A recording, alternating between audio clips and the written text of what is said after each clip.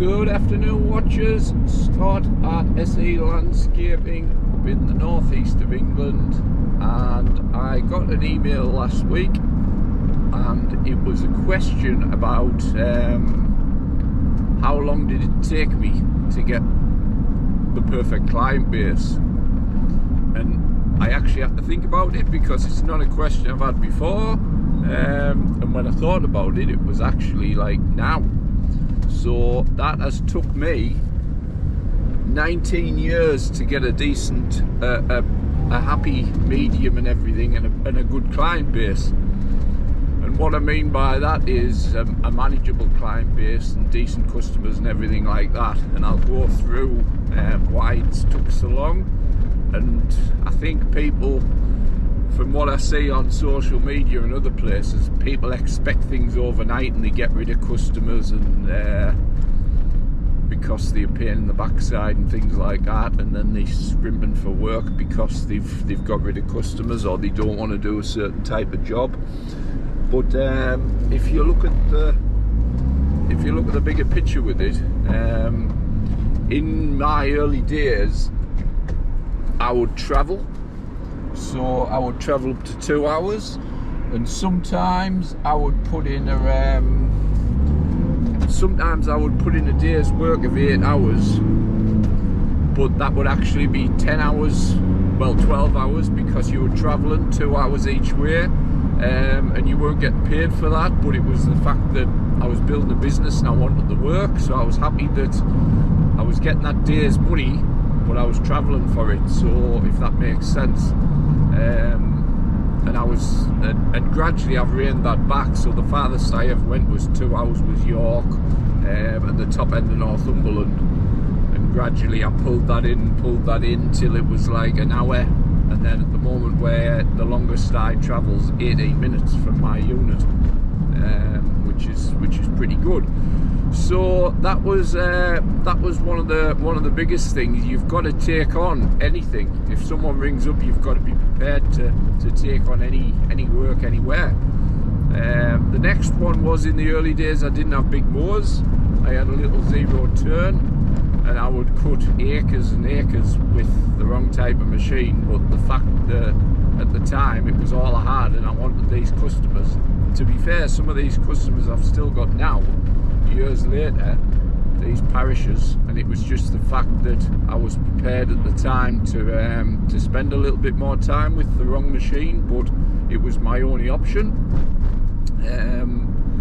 I wasn't going to go out and invest 20,000-30,000 pound in a machine that I only had sort of a couple of jobs for. So it was the fact that I would do the cutting with the little machines, and spend a bit more time. Same again. So you could say that I was working a lot of hours, and some of them hours were unpaid, but I still had an income.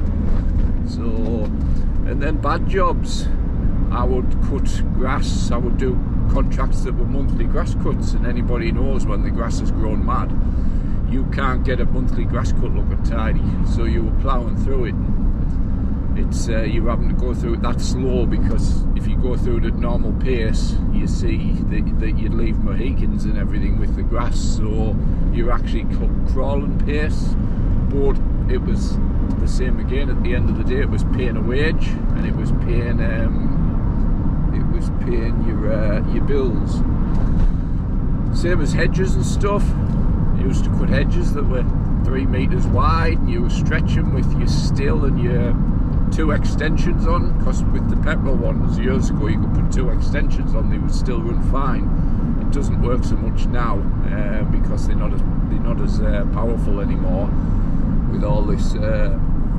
But back in the day, you could literally run with 2 extensions and kick out a lot of power and stretching, and you knew you'd done a day's work by the end of it. You were absolutely knackered by the end of it. So that was another one from back in the day, and it's gradually jobs that I've phased out, that the big pain in the backside jobs and stuff like that. And I hear people saying, oh, they'd like to cut grass but they don't like to weed and do other stuff like that. It's not so much that I enjoy jobs like that, to be fair, but it's the big pain in the backside jobs, and like I say, jobs that you know, monthly cuts, you know you're not providing a good service, and the person watching you do that monthly cut might think, heck, they don't know you're getting paid monthly. They might think, oh, he's running late and he's just making a mess, and your company van's sat there with that with your company emblazoned on the side, and you've just left that, because everybody knows your last job. That's what your reputation's based on, your last job. So it's a matter of gradually improving, and to improve it, you've got to have lots of work, and you've got to be pricing work and gradually saying to yourself, right, I could get rid of this customer next year because I've got this new customer now, and I'm pretty sure that I might have this for 5 years.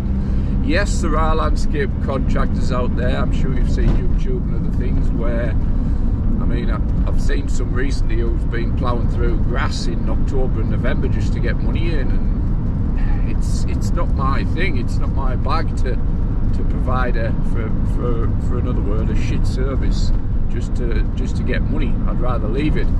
But you get contractors who they don't know a lot about the trade, and they'll just plough through things at the wrong time and stuff. And same with the pruning, cutting the wrong bushes at the wrong time of year, hedges, and because they're not skilled in the trade, or because they want the money off that job, they're going to that job one day and they're going to do everything wrong, unfortunately. But some people are happy that it's not always about standards. But that's the question answered, that it's took me nearly 2 decades to get a client base I'm happy with now, a long-term client base who keeps giving me renewals, and I haven't got any poor work anymore. And that client base I've got, when I first started on some of the sites, some of the hedges were out of hand, and some of the grass hadn't been edged to footpaths in like ever, possibly. And gradually over time I've improved all that work and improved the quality of the site. One, improve it for the customer, and two, to make it easier for me, because I don't want to be, now that I'm sort of heading towards 50, I don't want to be up ladders at 12 foot up in the air pruning hedges and stuff like that. So it's got its benefits for everybody, and sometimes, like I say, some of them reductions I've done for free just to make my life easier. Because if I work for a council and it's down to cut a hedge twice a year, and that hedge is 12 foot, I'd rather cut it the first time in the year, and when I cut it the second time, when things are a bit quieter, I'd rather put an extra day of my own time in when things are quieter, knowing that long term you're going to get that hedge to maintain, which is going to be a lot easier. So in the long run, it's going to be quicker, but in the short term, you're going to have this kick of doing that day extra for no cost.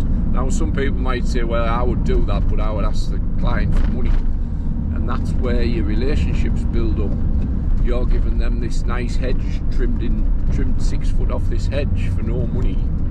When the renewal's due, they're like, well, he didn't charge for this, he didn't charge for that. And because it's the winter and you've got a little bit more time on your hands, so it's a bit of a loyalty thing. You can't go to a customer and want every penny out of them.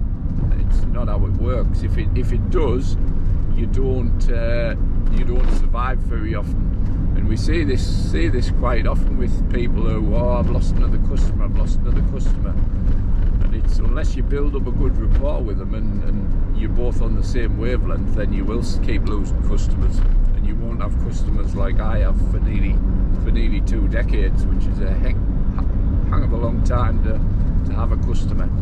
So that's answering the sort of question, and it's a question that a lot of people in this trade will be probably wondering and thinking. They might be 5 years in, they might be 7 years in, they'll be thinking to themselves, when am I going to get that break? When's it going to be easy? When am I going to have that client base that I don't want to go to this one? I get up on a Wednesday morning, it's raining, and I know I've got to go here or something, where I get up at the moment and all my customers are good now, and it's like, right, great, I'm going here today, I'm doing this one today, and it's all happy days.